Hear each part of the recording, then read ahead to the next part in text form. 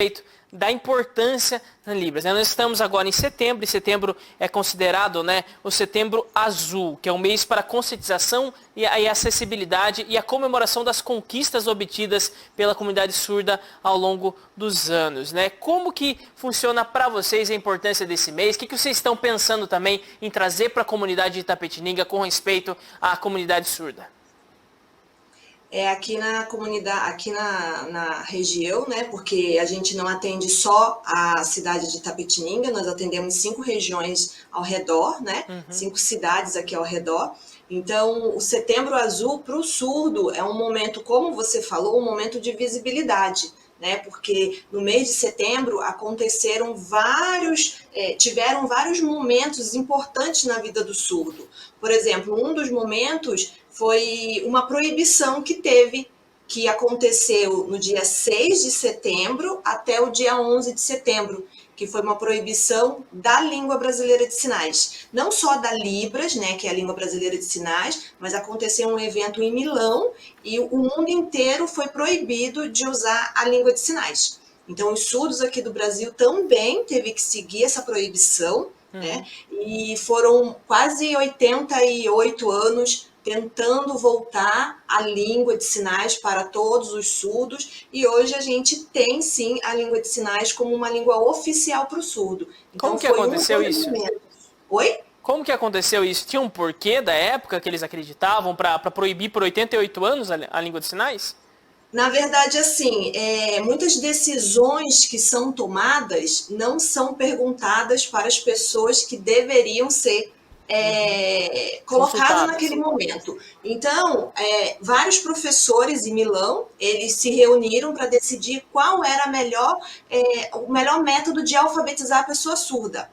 E naquela época foi em 1880. Então, eles não tinham uma informação de que existe uma diferença de surdo e deficientes auditivos. Os deficientes auditivos, eles escutam um pouquinho, então eles conseguem aprender a oralizar, que é falar.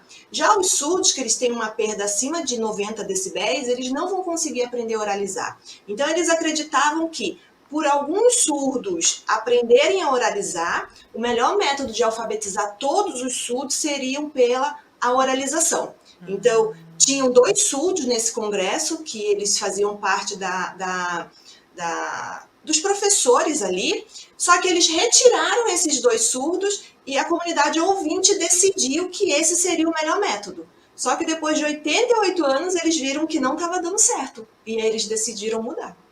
Muito bem, Então, se foi 1880, 80 anos depois, é mais ou menos na década de 60 aqui, que foi de novo liberado, então, e que se entendeu que deveria se voltar a utilizar a linguagem de sinais, isso?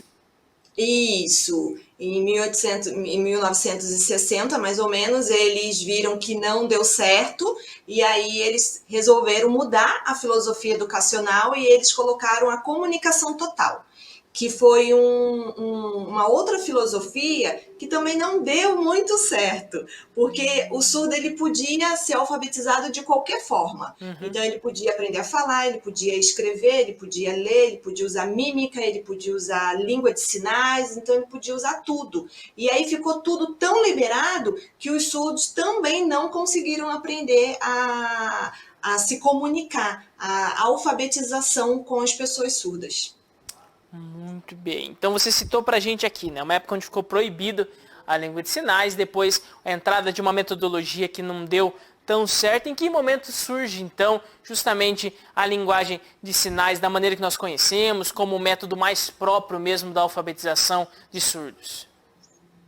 Em 1980, nós tivemos a filosofia educacional bilíngue, que em 80 foi decretado que deveria ser, o surdo ele deveria entrar na escola sabendo Libras, aqui no Brasil, tá? E no mundo inteiro, o surdo deveria entrar sabendo a língua de sinais do seu país, porque cada país tem uma língua de sinal diferente.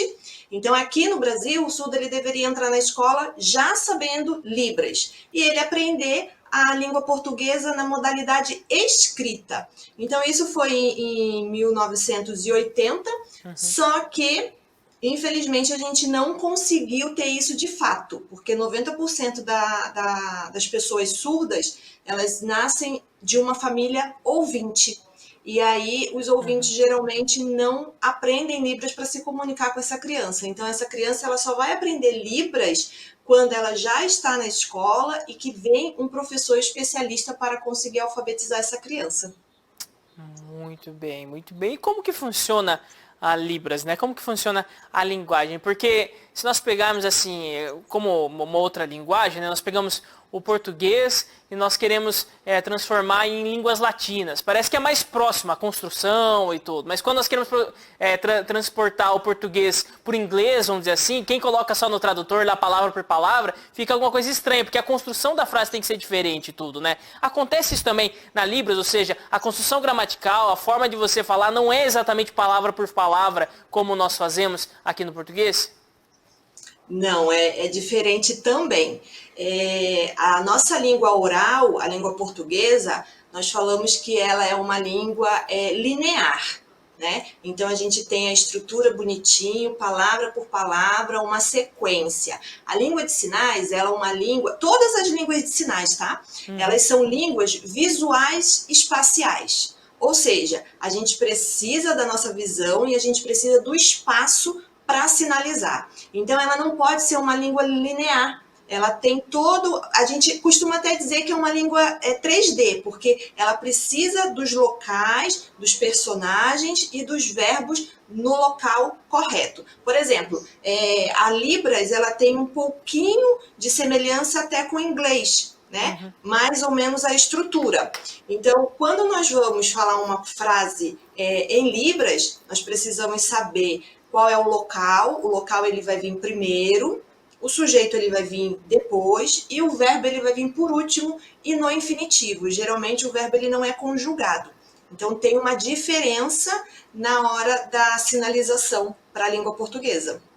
Olha só, então nós vemos mesmo que é um mundo diferente, é uma outra linguagem mesmo, né? Quanto que é o tempo médio, mais ou menos, de uma pessoa aplicada, uma pessoa que quer mesmo estudar tudo, para ela conseguir já se comunicar, pelo menos num nível básico ali, para ela conseguir conseguir às vezes fazer alguma prova, ter uma comunicação?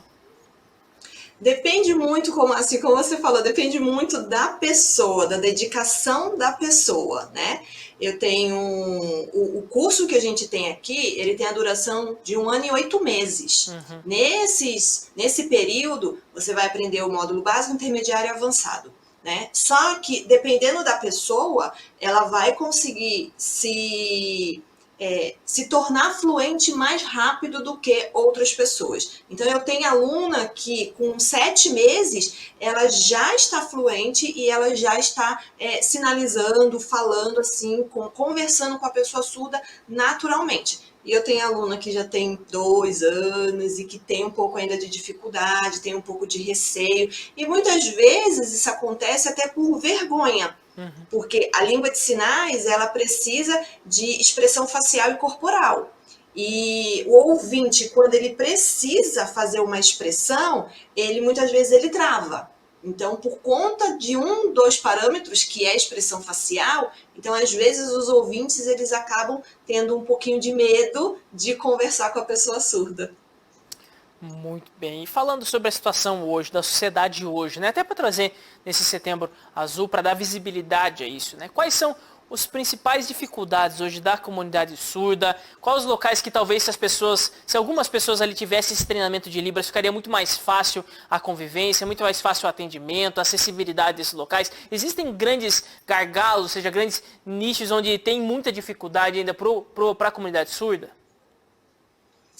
Tem. Na verdade, assim, eu vejo que em todos os lugares, porque por mais que às vezes a gente até consegue se comunicar com a pessoa surda através de algumas A dificuldade é a mímicas, regra, então não é a exceção, né? é, Infelizmente.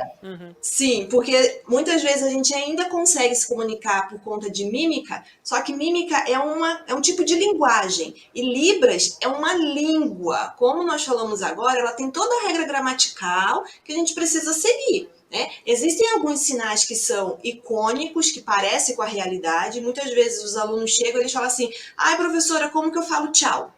Aí eu falo, pensa, como que você fala tchau para o ouvinte? Ah, tchau. Ah, então para o surdo também é. É icônico, é parecido com a realidade. Agora, existem outros sinais que eles são arbitrários, que eles não têm nada a ver. Você precisa aprender Libras para você saber. Por exemplo, o sinal de professor. É a configuração em P e você vai fazer esse movimento. Se você não souber Libras, você não vai saber que isso é professor. Então, existem essas dificuldades. Então, muitas vezes o surdo ele vai numa farmácia comprar um remédio que já teve uma dificuldade de passar pelo médico, o médico não conseguiu, já teve casos de surdos aqui da cidade de tá com um tipo de doença e o médico passar um remédio errado e prejudicar outras coisas, porque ele não teve uma comunicação. Tá? E existe também, às vezes, os surdos eles compram o remédio e eles não sabem como usar aquele remédio, porque ele também vai ter dificuldade na língua portuguesa escrita, porque ele não foi alfabetizado na língua portuguesa. Então, tem toda essa dificuldade. Então, a gente tenta, né, conscientizar um pouco as pessoas para pelo menos um curso básico, conseguir se comunicar um pouquinho com o surdo para poder ajudar ele. Eu costumo dizer que o surdo ele é um estrangeiro dentro do seu próprio país. Ele tem uma comunidade, ele tem uma cultura diferente, ele tem uma língua diferente e é muito mais fácil os ouvintes aprender Libras para se comunicar com o surdo do que o surdo aprender a falar para se comunicar com o ouvinte.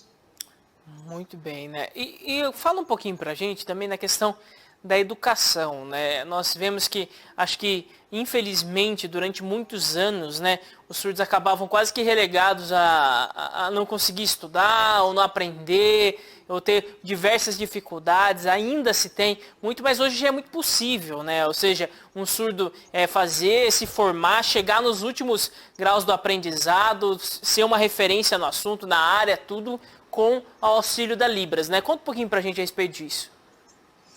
O surdo, ele, como eu falei, ele é um estrangeiro dentro do seu próprio país, mas se você ensinar para ele no idioma dele, ele vai aprender tudo e até mais um pouquinho.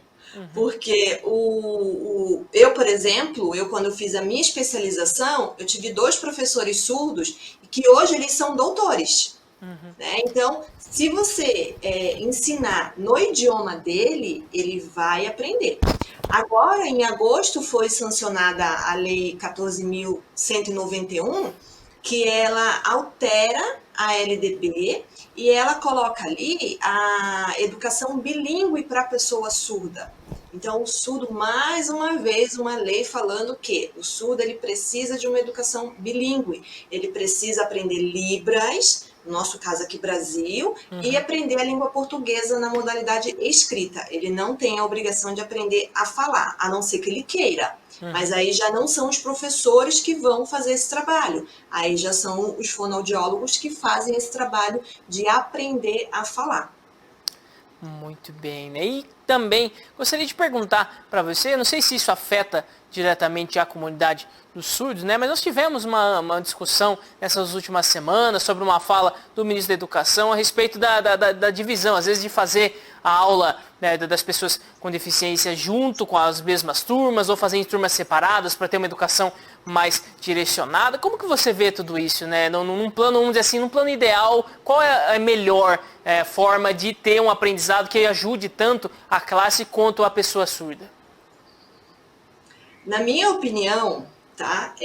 Eu acredito que todas as deficiências elas devem ser incluídas, mas não incluídas do jeito que é hoje em dia, porque na verdade a gente não tem uma inclusão, a gente tem uma exclusão, porque se coloca uma criança deficiente na escola, os professores não estão preparados, porque nós não temos essa preparação. Quando eu fiz a minha pedagogia, eu corri atrás de outras capacitações para eu me tornar professora de Libras. Porque só na pedagogia a gente não tem. Eu tive uma disciplina de educação especial, onde eu aprendi um pouquinho de cada deficiência, mas eu não sou especialista em cego, que é o braille, eu não sou especialista em autista, tem várias outras deficiências. O surdo, por ele ter uma língua diferente, na minha opinião, ele deve sim ter uma alfabetização diferenciada. Por quê?